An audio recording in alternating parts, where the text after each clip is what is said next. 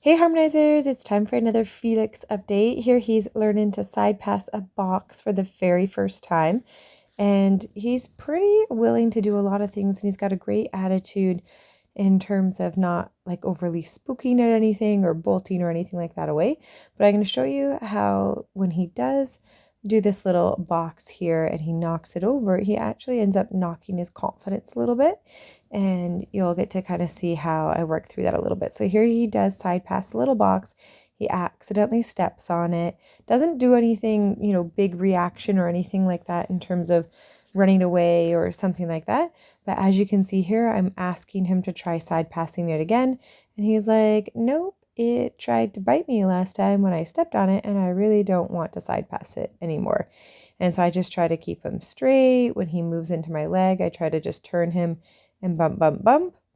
And then what I end up doing is actually hopping off and asking him to do the box from the ground instead, and repeating that a couple times, just because he had managed to scare himself a fair little bit, and I wanted to make sure that he had the opportunity to work through that and just build his confidence back up on the ground. And so it just kind of shows you that a horse like him that doesn't look like, he really was that upset about it, really was a little bit upset, and I needed that time to work through that on the ground. Now here showing you guys a different ride on a different session. I'll show you guys a little bit of his flat work and a whole bunch of the other stuff that he's working on. He's been making some really nice progress. Here I'm showing you guys how he's starting to learn how to give to the hand a little bit, learning to carry himself a little bit better.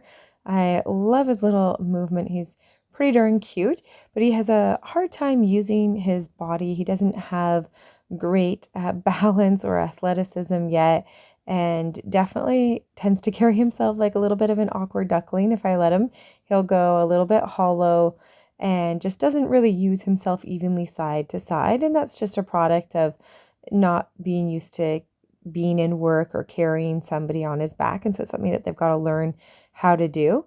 And so I'm just working on trying to help him stretch and help him to round his top line a little bit more. He's pretty good about starting to step under himself a little bit. So it's just a matter of getting him to lift his back and use his core a little bit more. So we do a fair bit of lateral work and we started to do lateral work, I should say, and doing some other things to help him get that figured out.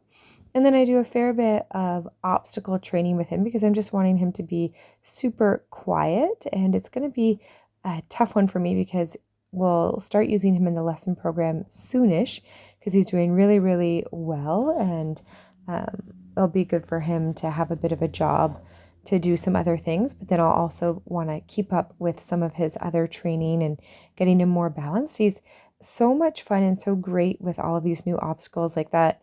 I hadn't practiced that before, filming that, side passing over there, picking up the hula hoop, putting it down. He's got just such a great, easygoing nature. Even if he does find something spooky, he doesn't tend to run away from it or startle in a big way, which makes him really, really nice for obstacle training, but also means that he could potentially be a great future lesson pony as well.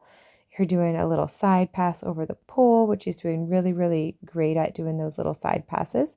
And again, hadn't done that before turning on the camera to film him doing that. So you get to see him, coming up to this particular pole the first time. And so I'm actually thinking that I might do some shows with him in extreme cowboy racing.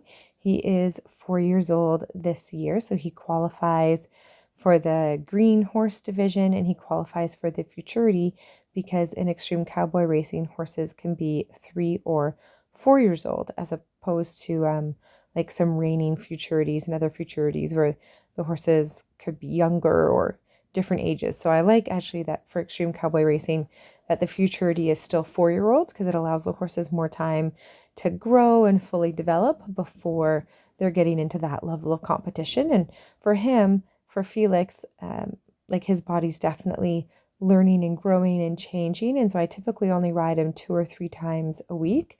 And his sessions, I would say I probably spend an hour total with him. And that includes getting him from the field and brushing him, getting him tacked up and everything, cooling out. So my actual riding time with him is really probably, I don't know, less than 40 minutes or so would be my guess. And maybe probably less than that for actual like riding, and really just want to make sure that I build up his muscle slowly and don't do too much for his growing back and body as well. It's that fine balance of doing a little bit so that way he can develop properly and get the right muscle balance, but not doing too much that I break him in the process. And you can see his stops there are doing really nice, and his back up, and he's learning how to move off of my different legs, and here doing a little haunch turn. He does his shoulders, his forehand turns, his haunch turns. He's really starting to get a great understanding of moving all of those different body parts, which is awesome. And I've been exclusively riding him in the English tack, but if I do plan to get him out to the Extreme Cowboy shows, I will have to get a Western saddle on him at some point, but that usually I find isn't such a big deal. And here is a little bit of his canter work. So our transition into the canter is not always super beautiful just yet. We definitely have to work on getting that and getting a little bit more balance. He's only just really started learning how to carry himself better in the walk and the trot. So for canter, we are not there yet. And he tends to canter pretty, I guess it doesn't really look that fast. Like he just canters kind of flat and just kind of awkward and imbalanced. And it makes me remember, back to Alicia and how she would canter kind of, really rushed and have trouble with her leads and things like that. And the neat thing about Felix is even though he canters a little bit leaning and a little bit imbalanced, he is super awesome about his lead changes, which makes me so excited. He changes all the time cleanly. I don't think I've had him cross canter on me yet. And this is pretty exciting. Another reason why I'm thinking about maybe showing him an Extreme Cowboy is there are quite a few obstacles, like at least once every single show where there's a lead change obstacle. And it will be such an advantage to have a horse that tends to just get those lead changes cleanly, naturally. So here I'm going to ask on the corner for one, and he gets it just beautifully. And that's just something that he understands really, really quickly. I didn't have to teach him over a pole or anything like that. And then look at his little jump. Remember his last video where that was looking super awkward, and now he's going willingly and forward, and he still has a lot to learn when it comes to jumping, but he's going a lot more willingly, figuring out how to get over those jumps. And because he's so young, we really don't focus on jumping at all.